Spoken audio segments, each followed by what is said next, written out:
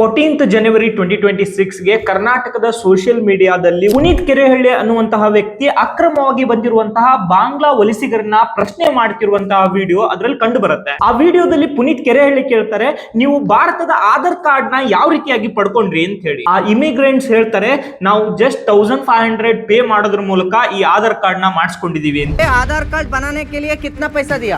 1500 रुपए दिया. 1500. 1500 ರೂಪಾಯಿ ಕೊಟ್ರೆ ಅವರೇ ಆಧಾರ್ ಕಾರ್ಡ್ ಮಾಡ್ಕೊಟ್ಟಿದ್ದಾರೆ. ನಂತರ ಪುನೀತ್ ಕೆರೆಹಳ್ಳಿ ಅವರು ಆ ಬಾಂಗ್ಲಾದೇಶಿ ಇಮಿಗ್ರೆಂಟ್ಸ್ ಗೆ ಸುಮಾರು ಪ್ರಶ್ನೆಗಳನ್ನ ಮಾಡ್ತಾರೆ. ಅವ್ರಿಗೆ ಹೇಳ್ತಾರೆ, ನೀವು ನಮ್ಮ ರಾಜ್ಯವನ್ನ ಬಿಟ್ಟು ಹೊರಡಿ ಅಂತ ಹೇಳಿ. कर्नाटक में रहने वाला सब बांग्ला आदमी को मैं प्यार से बोल रहा हूँ, आपसे आप कर्नाटक से चले जाओ.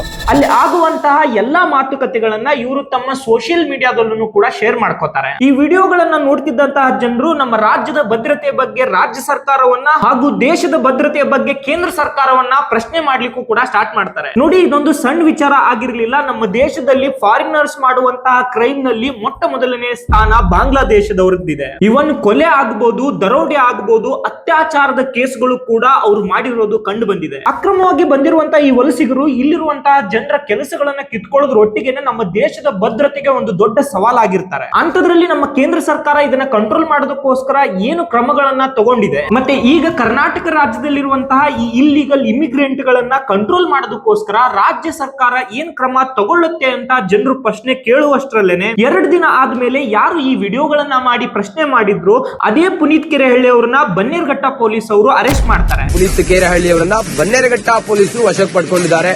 ಪುನೀತ್ ಕೆರೆಹಳ್ಳಿಯನ್ನ ಬನ್ನೇರಘಟ್ಟ ಪೊಲೀಸರು ವಶಕ್ಕೆ ಪಡೆದುಕೊಂಡು ವಿಚಾರಣೆ ಮಾಡ್ತಾ ಇದ್ದಾರೆ. ಹಾಗಾದ್ರೆ ಇದು ಸಮಸ್ಯೆ ಅಂತ ತೋರಿಸಿದವರನ್ನ ಬಂಧಿಸಿದ್ದು ಯಾಕೆ? ಪುನೀತ್ ಕೆರೆಹಳ್ಳಿ ಅವರು ಬನ್ನೇರಘಟ್ಟ ಪೊಲೀಸ್ ಅವರನ್ನ ಅರೆಸ್ಟ್ ಮಾಡುವಂತ ತಪ್ಪು ಅಲ್ಲಿ ಏನ್ ಮಾಡಿದ್ರು? ಭಾರತಕ್ಕೆ ಅಕ್ರಮವಾಗಿ ಬಂದಿರುವಂತಹ ಈ ವಲಸಿಗರ ಹೊಣೆ ಯಾರದ್ದು? ಮತ್ತೆ ಈ ಇಲ್ಲಿಗಲ್ ಇಮಿಗ್ರೇಷನ್ ಅನ್ನೋದು ನಮ್ಮ ದೇಶದ ಭದ್ರತೆಯ ಮೇಲೆ ಯಾವ ರೀತಿಯಾದಂತಹ ಪರಿಣಾಮ ಬೀರುತ್ತೆ? ಸೊ ಬನ್ನಿ, ಈ ಎಲ್ಲಾ ಪ್ರಶ್ನೆಗಳಿಗೆ ಇವತ್ತು ಉತ್ತರಗಳನ್ನ ಹುಡುಕ್ತಾ ಹೋಗೋಣ. ನೀವು ಇಲ್ಲಿವರೆಗೂ ಕೂಡ ನಮ್ಮ ಚಾನೆಲ್ ನ ಸಬ್ಸ್ಕ್ರೈಬ್ ಮಾಡಿಲ್ಲ ಅಂದ್ರೆ ಸಬ್ಸ್ಕ್ರೈಬ್ ಮಾಡ್ಕೊಳ್ಳಿ. ಇವತ್ತಿನ ಈ ವಿಡಿಯೋದಲ್ಲಿ ನಾವು ತಿಳ್ಕೊಳ್ಳೋಕೆ ಹೋಗ್ತಿದೀವಿ illegal immigrants in India. Welcome back.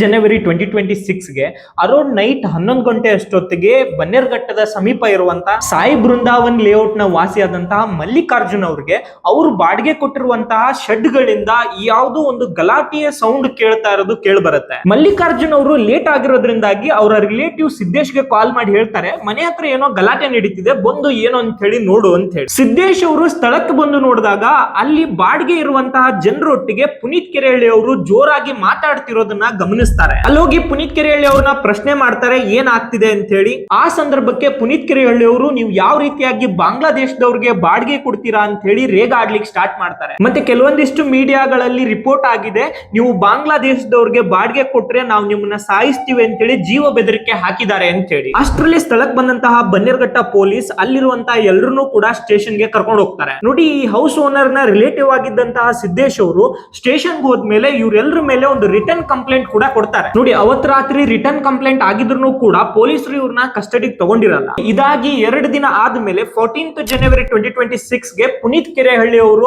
ಅವ್ರನ್ನ ಇಂಟ್ರಾಗೇಷನ್ ಮಾಡ್ತಿರುವಂತಹ ವಿಡಿಯೋಗಳನ್ನ ಸೋಷಿಯಲ್ ಮೀಡಿಯಾದಲ್ಲಿ ಅಪ್ಲೋಡ್ ಮಾಡ್ತಾರೆ. ಈ ಎಲ್ಲ ವಿಡಿಯೋಗಳನ್ನ ಅಬ್ಸರ್ವ್ ಮಾಡಿದಂತಹ ಪೊಲೀಸ್ ಡಿಪಾರ್ಟ್ಮೆಂಟ್ 16th ಜನವರಿಗೆ ಇವ್ರನ್ನ ಅರೆಸ್ಟ್ ಕೂಡ ಮಾಡುತ್ತೆ. ಈ ಸಂದರ್ಭಕ್ಕೆ ನೀವು ಅನ್ಕೋತಾ ಇರಬಹುದು, ಪುನೀತ್ ಕೆರೆಹಳ್ಳಿ ಅವ್ರನ್ನ ಏನಕ್ಕೆ ಅರೆಸ್ಟ್ ಮಾಡಿದ್ರು ಅಂತ ಹೇಳಿ. ಅವ್ರು ಹಾಕಿರುವಂತಹ ವಿಡಿಯೋಗಳಲ್ಲಿ ನಿಮಗೆ ತುಂಬಾ ಕ್ಲಿಯರ್ ಆಗಿ ಗೊತ್ತಾಗ್ತಿದೆ, ಅವರು ಇಮಿಗ್ರೆಂಟ್ಸ್ ಗಳ ಮನೆಯ ಒಳಗಡೆ ನಿಂತ್ಕೊಂಡು ಅವ್ರನ್ನ ಪ್ರಶ್ನೆ ಮಾಡ್ತಾ ಇದ್ದಾರೆ. ನಮ್ಮ ದೇಶದ ಕಾನೂನಿನ ಪ್ರಕಾರ ಯಾವುದೇ ವ್ಯಕ್ತಿ ಒಂದು ಕ್ರೈಮ್ ನಡೀತಾ ಇದೆ ಅಂದಾಗ ಅದನ್ನ ಸ್ಟೇಷನ್ ಹೋಗಿ ಕಂಪ್ಲೇಂಟ್ ಕೊಡಬೇಕೆ ಹೊರತು ಆತನೇ ನೇರವಾಗಿ ಅವರ ಮನೆಯ ಒಳಗಡೆ ಹೋಗಿ ಅವ್ರನ್ನ ಇಂಟ್ರಾಗೇಷನ್ ಮಾಡೋ ಹಾಗಿಲ್ಲ. ಇದನ್ನ ಪ್ರಶ್ನೆ ಮಾಡೋದಕ್ಕೋಸ್ಕರ ಅದರದ್ದೇ ಆದಂತಹ ಡಿಪಾರ್ಟ್ಮೆಂಟ್ ಗಳಿದಾವೆ, ಅವರೇ ಬಂದು ಅವ್ರನ್ನ ಪ್ರಶ್ನೆ ಮಾಡಬೇಕಾಗತ್ತೆ. ಇವರು ಒಬ್ಬರ ಪ್ರೈವೇಟ್ ಪ್ರಾಪರ್ಟಿನಲ್ಲಿ ವಿತೌಟ್ ಕನ್ಸೆಂಟ್ ಹೋಗಿರೋದ್ರಿಂದಾಗಿ ಇದೊಂದು ಕ್ರಿಮಿನಲ್ ಟ್ರೆಸ್ಪಾಸ್ ಆಗುತ್ತೆ. ಅಷ್ಟೇ ಅಲ್ಲದೆ ಇವರು ಅಲ್ಲಿರುವಂತಹ ಜನರಿಗೆ ತುಂಬಾ ಅಗ್ರೆಸಿವ್ ಆಗಿ ಐಡೆಂಟಿಟಿ ಡಾಕ್ಯುಮೆಂಟ್ಸ್ ಗಳನ್ನು ಕೂಡ ತೋರಿಸ್ಲಿಕ್ಕೆ ಕೇಳ್ತಾರೆ. ನೋಡಿ, ಒಬ್ಬ ವ್ಯಕ್ತಿಯ ಐಡಿ ಕಾರ್ಡ್ ಕೇಳುವಂತದ್ದು ಅಥರೈಸ್ಡ್ ಆಫೀಸರ್ಸ್ ಮಾತ್ರ ಅಲೋವ್ ಇರುತ್ತೆ. ಇಲ್ಲಿಗಲ್ ಇಮಿಗ್ರೆಂಟ್ಸ್ ಇದಾರೆ ಅನ್ನೋದಾದ್ರೆ ಅದಕ್ಕೆ ಆದಂತಹ ಕಾನೂನು ವ್ಯವಸ್ಥೆ ಇದೆ, ಅದನ್ನ ಫಾಲೋ ಮಾಡಬೇಕು ಅನ್ನೋದು ಪೊಲೀಸರ ವಾದ. ನೋಡಿ, ರೀಸೆಂಟ್ ಆಗಿ ಮಂಗಳೂರು ಪೊಲೀಸರು 2 ಜನರನ್ನ ಅರೆಸ್ಟ್ ಕೂಡ ಮಾಡಿದ್ದಾರೆ. ಏನು ಅಂದ್ರೆ,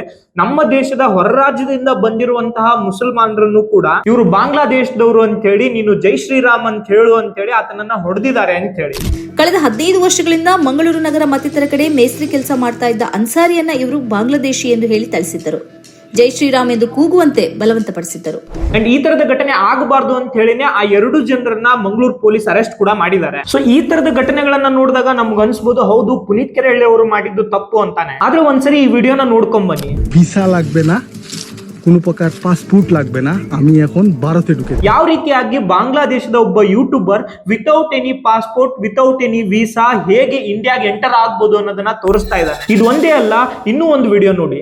এখন হচ্ছে অলরেডি ইন্ডিয়াতে আসছে, এটা হচ্ছে কাটাতার ছিল। ಇದ್ರಲ್ಲಿ ಆತ ತುಂಬಾ ಕ್ಲಿಯರ್ ಆಗಿ ಹೇಳ್ತಿದ್ದಾನೆ, ಒಂದು ಜಸ್ಟ್ ಫೆನ್ಸ್ ನ ಹಾರಿದ್ರೆ ಸಾಕು ನೀವು ಇಂಡಿಯಾ ಒಳಗಡೆ ಇರ್ತೀರಾ, ಒಂದ್ ಸ್ವಲ್ಪ ಫಾರೆಸ್ಟ್ ಒಳಗಡೆ ನಡ್ಕೊಂಡು ಹೋದ್ರೆ ನೀವು ಇಂಡಿಯಾಗೆ ಈಸಿಯಾಗಿ ಎಂಟರ್ ಆಗ್ತೀರಾ, ಇಲ್ಲಿ ಯಾವುದೇ ತರನಾದಂತಹ ಬಾರ್ಡರ್ ಸೆಕ್ಯೂರಿಟಿ ಫೋರ್ಸ್ ಕೂಡ ಇರಲ್ಲ ಅಂತ ಹೇಳಿ. ಅಂಡ್ ಈತ ಇಂಡಿಯಾದೊಳಗಡೆ ಬಂದ ಮೇಲೆ ಆತನನ್ನು ನೋಡಿದಂತ ಇಂಡಿಯಾದ ಜನರು ಕೂಡ ಒಂದು ನಾರ್ಮಲ್ ಅನ್ನೋ ತರ ನೋಡ್ತಿದ್ದಾರೆ. ನೋಡಿ, ಇದನ್ನ ನೋಡಿದಾಗ ನಿಮ್ಗೆ ಅನ್ಸ್ಬೋದು ಇದೆಲ್ಲ ಹಳೆ ವಿಡಿಯೋಗಳು ಅಂತ ಹೇಳಿ, ಬಟ್ ಇವತ್ತಿಗೂ ಕೂಡ ಎಷ್ಟೋ ವಿಡಿಯೋಗಳು ಯೂಟ್ಯೂಬ್ ನಲ್ಲಿ ಅವೈಲೇಬಲ್ ಇದಾವೆ. ನೀವು ಸರ್ಚ್ ಮಾಡಿದ್ರೆ ನಿಮ್ಗೂ ಸಿಗ್ತಾವೆ. ನೀವು ಅನ್ಕೋಬಹುದು ಇವ್ರು ಬಂದ್ರು ಕೂಡ ವೆಸ್ಟ್ ಬೆಂಗಾಲಿಗೆ ಬರ್ತಾರಷ್ಟೇ ಅಂತ ಹೇಳಿ. ಆತರ ಅನ್ಕೊಳ್ಳಕ್ ಹೋಗ್ಬಿಡಿ, ಇವರು ಮಹಾರಾಷ್ಟ್ರ, ಉತ್ತರಾಖಂಡ್, ಜಾರ್ಖಂಡ್ ಮತ್ತೆ ನಮ್ಮ ಸೌತ್ ಕಡೆಗೂ ಕೂಡ ಸ್ಪ್ರೆಡ್ ಆಗಿದ್ದಾರೆ. ಇವರು ಇಂಡಿಯಾದಲ್ಲಿ ಯಾವ ಮಟ್ಟಿಗೆ ಸೆಟಲ್ ಆಗಿದ್ದಾರೆ ಅಂದ್ರೆ ಎಷ್ಟೋ ವಿಡಿಯೋಗಳು ಇವನ್ ಇಂಡಿಯನ್ ಅಥಾರಿಟಿಗಳಿಗೆನೆ ಇವರು ಥ್ರೆಟ್ ಮಾಡೋ ತರ ಆಗಿದ್ದಾರೆ. सरकार अगर आना चाहे तो नहीं आ सकता। शाहीन बाग का नाम सुना आपने? एक बार बोला अपने मुंह से शाहीन बाग, और फिर फील करना कि शाहीन बाग है इसका नाम। अगर आने के लिए बहुत बड़ा जिगरा चाहिए, समझ रहे हो ना?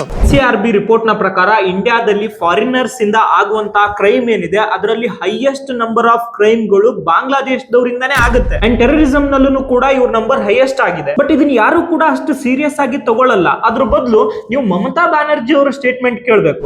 যদি বাংলায় দরজা খটখটানি করে আমরা তাদের আশ্রয় নিশ্চয়ই দেব।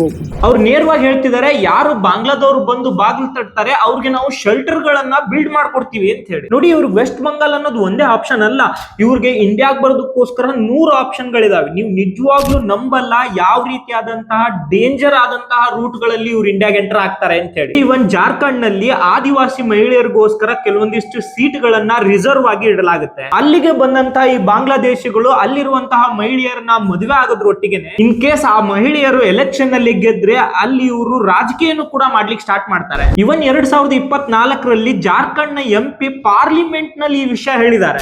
आज क्या हो रहा है? बांग्लादेश का घुसपैठ हमारे यहाँ लगातार बढ़ रहा है। जो आदिवासी महिलाएं हैं उनके साथ बांग्लादेशी घुसपैठिए शादी कर रही है। हिंदू और मुसलमान का सवाल नहीं है। हमारे यहाँ जो लोकसभा का चुनाव लड़ती है महिला, आदिवासी कोटे से लड़ती हैं, उनके पति मुसलमान हैं। ಅಂಡ್ ನೆಕ್ಸ್ಟ್ ಇಲ್ಲಿಗಲ್ ಇಮಿಗ್ರೆಂಟ್ಸ್ ಬರೋದೇನಂದ್ರೆ ಟೂರಿಸ್ಟ್ ವೀಸಾ ಮೇಲೆ. ಇಂಡಿಯಾಗೆ ಟೂರಿಸ್ಟ್ ವೀಸಾ ಮೇಲೆ ಬರುವಂತ ಇವರು 2,000 ರಿಂದ 2,500 ರೂಪಾಯಿ ದುಡ್ಡನ್ನ ಕೊಟ್ರೆ ಇವ್ರಿಗೆ ಆಧಾರ್ ಕಾರ್ಡ್ ನ ಇಲ್ಲೇ ಮಾಡ್ಕೊಡ್ಲಾಗುತ್ತೆ. ಅಂಡ್ ಅದಾದ್ಮೇಲೆ ಆ ಆಧಾರ್ ಕಾರ್ಡ್ ನ ಇಟ್ಕೊಂಡು ಇವರು ಮುಂಬೈ, ಬ್ಯಾಂಗ್ಳೂರ್, ಕೋಲ್ಕತ್ತಾ ಅಂತ ಹೇಳಿ ಶಿಫ್ಟ್ ಆಗಿ ಅಲ್ಲೇ ಸೆಟಲ್ ಆಗ್ತಾರೆ. ಅಂಡ್ ನಮ್ಮ ಹತ್ರ ಇರುವಂತಹ ಡೇಟಾ ಪ್ರಕಾರ 2024ರಲ್ಲಿ ಟೂರಿಸಂ ವೀಸಾ ಮೇಲೆ 17,50,000 ಜನ ಬಂದಿದ್ದಾರೆ. ನೀವು ಯೋಚನೆ ಮಾಡಿ ಇದ್ರಲ್ಲಿ ಎಷ್ಟು ಜನ ಅವ್ರು ವಾಪಸ್ ಹೋಗಿರ್ಬೋದು ಅಂತ ಹೇಳಿ. ವೆಸ್ಟ್ ಬೆಂಗಾಲ್ ನಲ್ಲಿ ಮಿನಾಜ್ ಶರದ್ ಅನ್ನುವಂತಹ ಒಬ್ಬ ಬಾಂಗ್ಲಾದೇಶಿ ವ್ಯಕ್ತಿನ ಅರೆಸ್ಟ್ ಮಾಡ್ತಾರೆ. ಅವಾಗ ಗೊತ್ತಾಗುತ್ತೆ ಆತ ಒಂದು ಹಿಂದೂ ಹೆಸರನ್ನ ಇಟ್ಕೊಂಡು ವೆಸ್ಟ್ ಬೆಂಗಾಲ್ ನಲ್ಲಿ ಸ್ಟೇ ಆಗಿದ್ದ ಅಂತ ಹೇಳಿ. ಅವನಿಗೆ ಇಲ್ಲಿ ಎಲ್ಲಾ ಡಾಕ್ಯುಮೆಂಟ್ಸ್ ಆಗಿತ್ತು, ಆಧಾರ್ ಕಾರ್ಡ್, ರೇಷನ್ ಕಾರ್ಡ್ ಪ್ರತಿಯೊಂದು ಕೂಡ ಅವನ ಹತ್ರ ಇತ್ತು. ಆತ ನೋಡಿದಾಗ ಯಾರಿಗೂ ಕೂಡ ಗೊತ್ತಾಗಲ್ಲ ಆತ ಒಬ್ಬ ಬಾಂಗ್ಲಾದೇಶದವನು ಅಂತ ಹೇಳಿ. ಅಂಡ್ ಇವರ ನೆಕ್ಸ್ಟ್ ರೂಟ್ ಬಂದು ನೇಪಾಳ್ ರೂಟ್. ಬಾಂಗ್ಲಾದೇಶದಿಂದ ನೇಪಾಳ್ ಹೋಗಿ ನೇಪಾಳದಿಂದ ಇವರು ಮಹಾಕಾಳ್ ನದಿನ ಕ್ರಾಸ್ ಮಾಡ್ಕೊಂಡು ಇಂಡಿಯಾಗೆ ಎಂಟರ್ ಆಗ್ತಾರೆ. ಈ ನದಿಯ ಎರಡೂ ಬದಿಗೆ ಹಗ್ಗ ಕಟ್ಟಿ ಒಂದ್ ಕಡೆಯಿಂದ ಇನ್ನೊಂದು ಕಡೆಗೆ ಸ್ಲೈಡ್ ಆಗಿ ಒಳ್ಳೆ ಅಡ್ವೆಂಚರ್ ಲೆವೆಲ್ಗೆ ಇವರು ಇಂಡಿಯಾನ ಎಂಟರ್ ಆಗ್ತಾರೆ. ಇದು ಇಲ್ಲಿವರೆಗೂ ಕೂಡ ನಮ್ಗೆ ಗೊತ್ತಿರುವಂತಹ ರೂಟ್ಸ್ ಗಳ ಬಗ್ಗೆ ಮಾತ್ರ ನಾವು ಮೆನ್ಷನ್ ಮಾಡಿ ಹೇಳ್ತಾ ಇದೀವಿ. ಬಟ್ ನಮ್ಗೆ ಇನ್ನೂ ಎಷ್ಟು ಗೊತ್ತಿಲ್ಲ ಎಲ್ಲೆಲ್ಲಿಂದ ಇವರು ಇಂಡಿಯಾದೊಳಗಡೆಗೆ ಲಕ್ಷಾಂತರ ಜನರು ಒಳಗಡೆ ಎಂಟರ್ ಆಗ್ತಾರೆ ಅಂತ ಹೇಳಿ. ನಾವಿಲ್ಲಿ ಕಷ್ಟಪಟ್ಟು ಬೆವರು ಸುರಿಸಿ ದುಡ್ದು ಆ ದುಡ್ದಿರುವಂತಹ ದುಡ್ಡಲ್ಲಿ ಟ್ಯಾಕ್ಸ್ ನ ಕಟ್ಟಿ ಸರ್ಕಾರವನ್ನ ಕ್ವಶನ್ ಮಾಡ್ತೀವಿ. ಬಟ್ ಇವ್ರು ಏನು ಇಲ್ದೇನೆ ಇಂಡಿಯಾದೊಳಗಡೆ ಬಂದು ಫೇಕ್ ಆಧಾರ್ ಕಾರ್ಡ್ ಮಾಡ್ಕೊಳ್ಳೋದು ಅಷ್ಟೇ ಅಲ್ದೇನೆ ಇವನ್ ಕ್ಯಾಸ್ಟ್ ಸರ್ಟಿಫಿಕೇಟ್ ನಲ್ಲಿ SC ST fake caste certificate ಕೂಡ ಮಾಡ್ಕೊಂಡಿದ್ದಾರೆ. ಇವ್ರು ಎಷ್ಟೋ ಜನರ ಎಜುಕೇಶನ್, ಜಾಬ್, ಮನೆಗಳು ಕೂಡ ನಾವು ಕಟ್ಟಿರುವಂತಹ ಟ್ಯಾಕ್ಸ್ ನಿಂದ ಇವ್ರು ಮಾಡ್ಕೊಂಡಿದ್ದಾರೆ. ನೋಡಿ, ಇವರು ಮೊದ್ಲು ಬಂದಾಗ ರೈಲ್ವೆ ಸ್ಟೇಷನ್, ಬಸ್ ಸ್ಟ್ಯಾಂಡ್ ಅಂತ ಹೇಳಿ ಅವನ್ನೇ ತಮ್ಮ ಮನೆಗಳಾಗಿ ಮಾಡ್ಕೋತಾರೆ. ಆಮೇಲೆ ಅಲ್ಲೇ ಇದ್ದು ಇದು ನಮ್ಮ ಸ್ವಂತ ಜಾಗ ಅಂತ ಹೇಳಿ ಗೋರ್ಮೆಂಟ್ ತೋರಿಸ್ಕೋತಾರೆ. ಇದರಿಂದಾಗಿ ಇವ್ರಿಗೆ ಗೋರ್ಮೆಂಟ್ ಇಂದಾನು ಮನೆಗಳು ಕೂಡ ಆಗುತ್ತೆ. ನೀವು ಕೇಳಿದ್ರೆ ಶಾಕ್ ಆಗ್ಬೋದು. ಇದೇ ಇಲ್ಲಿಗಲ್ ಇಮಿಗ್ರೆಂಟ್ ಗೆ ಸುಪ್ರೀಂ ಕೋರ್ಟ್ ಕಡೆಯಿಂದ ಒಂದು ವರ್ಡಿಕ್ಟ್ ಕೂಡ ಆಗುತ್ತೆ. ಸುಮಾರು 4,000 ಜನರಿಗೆ ರೈಲ್ವೆ ಲ್ಯಾಂಡ್ ನಲ್ಲಿ ಮನೆ ಕಟ್ಸ್ಕೊಡ್ಬೇಕು ಅಂತ ಹೇಳಿ. ಸೊ ಇವೆಲ್ಲದಕ್ಕಿಂತನೂ ಹೆಚ್ಚಾಗಿ ನಮ್ಮ ದೇಶದ ಭದ್ರತೆಗೆ ಇವರು ದೊಡ್ಡ ಸಮಸ್ಯೆ ಅಂತಾನೆ ಹೇಳ್ಬೋದು. 2018 ನಲ್ಲಿ ಮಹಾರಾಷ್ಟ್ರದ ATS ನವರು 5 ಜನ ಬಾಂಗ್ಲಾದೇಶದ ಇಲ್ಲಿಗಲ್ ಇಮಿಗ್ರೆಂಟ್ಸ್ ನ ಅರೆಸ್ಟ್ ಮಾಡ್ತಾರೆ. ಯಾಕಂದ್ರೆ ಇವರು ಟೆರರ್ ಆರ್ಗನೈಸೇಷನ್ ಅಲ್ ಖೈದಾಗೋಸ್ಕರ ಇಂಡಿಯಾನಲ್ಲಿ ವರ್ಕ್ ಮಾಡ್ತಾ ಇದ್ರು ಅಂತ ಹೇಳಿ. ಮತ್ತೆ ಇವನ್ NI ಅವರು ಕೂಡ 10 ಜನ ಬಾಂಗ್ಲಾದೇಶದವ್ರನ್ನ ಅರೆಸ್ಟ್ ಮಾಡಿ ಅವ್ರ ಮೇಲೆ ಚಾರ್ಜ್ ಶೀಟ್ ಕೂಡ ಫೈಲ್ ಮಾಡ್ತಾರೆ. ಇಲ್ಲಿ ಇಂಡಿಯಾದಲ್ಲಿರುವಂತಹ ಮುಸ್ಲಿಂ ಯುವಕರನ್ನ ಇವರು ಟೆರರಿಸ್ಟ್ ಆಗಿ ಕನ್ವರ್ಟ್ ಮಾಡ್ತಾ ಇದ್ರು ಅಂತ ಹೇಳಿ. ಅಂಡ್ ಇವನ್ ನಮ್ಮ ದೇಶದ ಪ್ರೊಟೆಸ್ಟ್ ಗಳನ್ನು ಕೂಡ ಇವರು ಭಾಗ ದೊಡ್ಡದಾಗೆ ಇದೆ. ಡೆಲ್ಲಿನಲ್ಲಿ ಆದಂತಹ ಈ ಆಂಟಿ CAA ಪ್ರೊಟೆಸ್ಟ್ ಏನಿತ್ತು ಅದರಲ್ಲಿ ಅರೆಸ್ಟ್ ಆದವರು ಕೂಡ ಇದೇ ಬಾಂಗ್ಲಾದೇಶದ ಇಮಿಗ್ರೆಂಟ್. ಮತ್ತೆ ಹರಿಯಾಣನಲ್ಲಿ ಆದಂತಹ ನ್ಯೂ ಕಮ್ಯುನಲ್ ವೈಲೆನ್ಸ್ ಏನಿತ್ತು ಅದ್ರಲ್ಲೂ ಕೂಡ ಈ ಇಲ್ಲಿಗಲ್ ಇಮಿಗ್ರೆಂಟ್ಸ್ ದೇ ಕೈವಾಡ ಇದೆ ಅಂತ ಹೇಳಿ ಪೊಲೀಸರು ಕನ್ಫರ್ಮ್ ಮಾಡ್ತಾರೆ. ಇದಷ್ಟೇ ಅಲ್ಲ, ಸುಮಾರು ಕೇಸ್ಗಳಲ್ಲೂ ಕೂಡ ಇವ್ರ ಕಾಂಟ್ರಿಬ್ಯೂಷನ್ ಇದ್ದೇ ಇದೆ.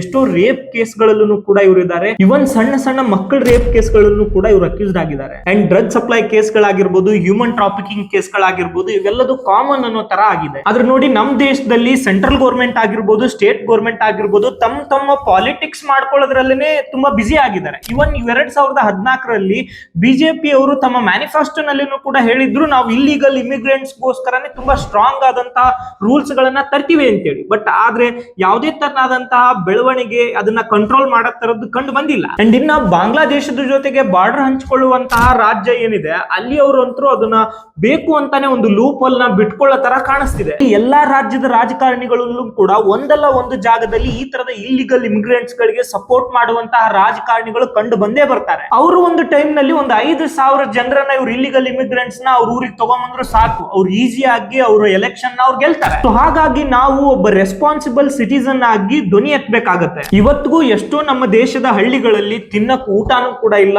ಕುಡಿಯಕ್ ನೀರು ಕೂಡ ಇಲ್ಲ. ಅಂತದ್ರಲ್ಲಿ ನಮ್ಮ ದೇಶದ ಸಮಸ್ಯೆಗಳನ್ನೇ ನಮ್ಮಿಂದ ಬಗೆಹರಿಸಿಕೊಳ್ಳದೆ ಇರುವಂತಹ ಸಮಯದಲ್ಲಿ ಇನ್ನೊಂದು ದೇಶದ ಜನರ ಜವಾಬ್ದಾರಿನ ನಮ್ಮ ಹೆಗಲ ಮೇಲೆ ತಗೊಳಕ್ ಆಗಲ್ಲ. ನಮ್ಮ ದೇಶದಲ್ಲಿ ಏನೇನ್ ರಿಸೋರ್ಸ್ ಇದೆ ಅದೆಲ್ಲದನ್ನು ಕೂಡ ಬಳಸುವಂತ ಮೊದಲನೇ ಹಕ್ಕು ನಮ್ಮ ದೇಶದ ಪ್ರಜೆಗಳಿಗೆ ಮಾತ್ರ ಇರುತ್ತೆ. ಅಂಡ್ ಇನ್ನೊಂದು ಮೇನ್ ಇಂಪಾರ್ಟೆಂಟ್ ಏನಂದ್ರೆ, ಈ ಬಂದಿರುವಂತಹ ಇಲ್ಲಿಗಲ್ ಇಮಿಗ್ರೆಂಟ್ಸ್ ತುಂಬಾ ಕಡಿಮೆ ಸ್ಯಾಲರಿಗೆ ಕೆಲಸ ಮಾಡ್ತಾರೆ. ಸೊ ಇಲ್ಲಿ ಕೆಲಸ ಕೊಡೋರು ಕೂಡ ಒಂದ್ ಸ್ವಲ್ಪ ದುಡ್ಡನ್ನ ಉಳಿಸಬಹುದು ಅನ್ನೋದು ನೋಡಿ ನಮ್ಮವರನ್ನ ಬಿಟ್ಟು ಈ ಬಂದಿರುವ ಇಮಿಗ್ರೆಂಟ್ಸ್ ಗೆ ಕೆಲಸ ಕೊಡ್ತಾರೆ. ದಯವಿಟ್ಟು ಆ ತರದ ಗನಂದಾರಿ ಕೆಲಸ ಮಾಡೋದನ್ನ ಬಿಟ್ಟು ಇಲ್ಲಿರುವಂತಹ ನಮ್ಮ ದೇಶದ ಜನರಿಗೆ ಮೊದಲನೇ ಪ್ರಿಯಾರಿಟಿ ಕೊಡಬೇಕಾಗತ್ತೆ. ಅಂಡ್ ನಾನು ಈ ವಿಡಿಯೋ ನೋಡ್ತಿರುವಂತಹ ನಿಮ್ಮಲ್ಲಿ ಕೇಳ್ಕೊಳ್ಳೋದು ಏನು ಅಂದ್ರೆ, ಯಾವುದೇ ಒಂದು ಪಕ್ಷಕ್ಕೆ ಸೀಮಿತರಾಗಿ ಆ ಪಕ್ಷವನ್ನ ಪ್ರಶ್ನೆನೇ ಮಾಡದೇ ಇರೋ ತರ ಆಗಕ್ ಹೋಗ್ಬೇಡಿ. ನಮ್ಮ ರಾಜ್ಯದಲ್ಲಿ ಯಾವ ಸರ್ಕಾರ ಆಡಳಿತದಲ್ಲಿರುತ್ತೋ ಆ ಸರ್ಕಾರವನ್ನ ನಾವು ಪ್ರಶ್ನೆ ಮಾಡಬೇಕು. ಅದೇ ತರನಾಗಿ ನಮ್ಮ ದೇಶದಲ್ಲಿ ಯಾವ ಸರ್ಕಾರ ಆಡಳಿತದಲ್ಲಿರುತ್ತೋ ಆ ಕೇಂದ್ರ ಸರ್ಕಾರವನ್ನು ನಾವು ಪ್ರಶ್ನೆ ಮಾಡಬೇಕು. ಬಟ್ ಎಷ್ಟೋ ಜನರ ಪರಿಸ್ಥಿತಿ ಹೇಗಾಗಿದೆ ಅಂದ್ರೆ, ಪಕ್ಷಗಳಿಗೆ ಅವರು ಭಕ್ತರಾಗಿದ್ದಾರೆ, ಪ್ರಶ್ನೆ ಮಾಡುವಂತಹ ಶಕ್ತಿಯನ್ನೇ ಕಳ್ಕೊಂಡಿದ್ದಾರೆ. ಅಂಡ್ ಇದ್ರೊಟ್ಟಿಗೆ ಎಷ್ಟೋ ಜನಕ್ಕೆ ಎಲ್ಲಿ ನಾವು ಪ್ರಶ್ನೆ ಮಾಡಿದ್ರೆ ನಮ್ಮನ್ನ ದೇಶದ್ರೋಹಿಗಳು ಅಂತ ಹೇಳಿ ಘೋಷಣೆ ಮಾಡ್ತಾರೋ ಅನ್ನೋದು ಕೂಡ ಇರುತ್ತೆ. ನೋಡಿ, ಪುನೀತ್ ಕಿರೇಳಿ ಅವರು ಇದನ್ನ ಪ್ರಶ್ನೆ ಮಾಡೋದಕ್ಕೋಸ್ಕರ ಆಯ್ಕೆ ಮಾಡಿರುವಂತಹ ದಾರಿ ಮತ್ತೆ ಅವ್ರು ನಡ್ಕೊಂಡಿರುವಂತಹ ನಡವಳಿಕೆ ಮೇ ಬಿ ತಪ್ಪಾಗಿರ್ಬೋದು. ಬಟ್ ನನಗನ್ಸುತ್ತೆ ನಾವು ಒಂದು ಸರಿಯಾದಂತ ದಾರಿನಲ್ಲಾದ್ರೂ ಇದನ್ನ ಪ್ರಶ್ನೆ ಮಾಡಬೇಕು ಅಂತ ಹೇಳಿ. ಈ ಕತೆ ಪುನೀತ್ ಕಿರೇಳಿ ಅವರು ಮಾಡಿದ್ದು ತಪ್ಪಾ ಸರಿನಾ ಅನ್ನೋದಕ್ಕೋಸ್ಕರ ಅಲ್ಲ. ಈ ವಿಡಿಯೋ ಬಾಂಗ್ಲಾದೇಶಿ ವಲಸಿಗರಿಂದ ಆಗ್ತಿರುವಂತಹ ಸಮಸ್ಯೆಗಳ ಬಗ್ಗೆ ಮತ್ತೆ ನಮ್ಮ ಸೊಸೈಟಿಯ ಫೇಲ್ಯೂರ್ ಗಳ ಬಗ್ಗೆ. ಪ್ರಶ್ನೆ ಮಾಡೋದು ಅಪರಾಧ ಅಲ್ಲ, ಆದ್ರೆ ಪ್ರಶ್ನೆ ಮಾಡುವ ನೆಪದಲ್ಲಿ ಕಾನೂನನ್ನ ಕೈಗೆತ್ಕೊಳ್ಳೋದು ಅಪರಾಧ. ಇದೊಂದು ರಿಲಿಜನ್ ವಿಷಯ ಅಲ್ಲ, ಇದೊಂದು ಹ್ಯುಮ್ಯಾನಿಟಿ ವಿಷಯ ಅಲ್ಲ, ಇದು ಲಾ ಅಂಡ್ ಆರ್ಡರ್ ಮತ್ತು ಒಂದು ಅಕೌಂಟಬಿಲಿಟಿಯ ವಿಷಯ. ಸೊ ಇಷ್ಟ ಹೇಳಿ ಇವತ್ತಿನ ವಿಡಿಯೋನ ಮುಗಿಸ್ತಾ ಇದೀನಿ. ನಿಮ್ಗೇನಾದ್ರೂ ನಮ್ಮ ವಿಡಿಯೋ ಇಷ್ಟ ಆಗಿದ್ರೆ ದಯವಿಟ್ಟು ನಮ್ಮ ಚಾನಲ್ ನ ಸಬ್ಸ್ಕ್ರೈಬ್ ಮಾಡ್ಕೊಳ್ಳಿ. ನಿಮ್ಗೆ ಜಿಯೋ ಪಾಲಿಟಿಕ್ಸ್ ಅಲ್ಲಿ ಇಂಟ್ರೆಸ್ಟ್ ಇದ್ರೆ ಇರಾನ್ ರಿಲೇಟೆಡ್ ನಾನೊಂದು ವಿಡಿಯೋ ಮಾಡಿದೀನಿ, ಕಂಪ್ಲೀಟ್ ಇನ್ಫಾರ್ಮೇಶನ್ ಅದರಲ್ಲಿ ತಿಳಿಸ್ಕೊಟ್ಟಿದ್ದೀನಿ. ಯಾವ ರೀತಿಯಾಗಿ ಇರಾನ್ ಈ ಒಂದು ವ್ಯವಸ್ಥೆಗೆ ಬಂದು ನಿಂತ್ಕೊಂಡಿದೆ ಅನ್ನೋದ್ರ ಬಗ್ಗೆ ದಯವಿಟ್ಟು ಆ ವಿಡಿಯೋನು ಕೂಡ ನೋಡಿ. ಇದೇ ತರದ ಬೇರೆ ಬೇರೆ ವಿಷಯಗಳೊಟ್ಟಿಗೆ ನಿಮ್ ಮುಂದೆ ಮತ್ತೆ ಬರ್ತೀನಿ. Thank you so much. Bye.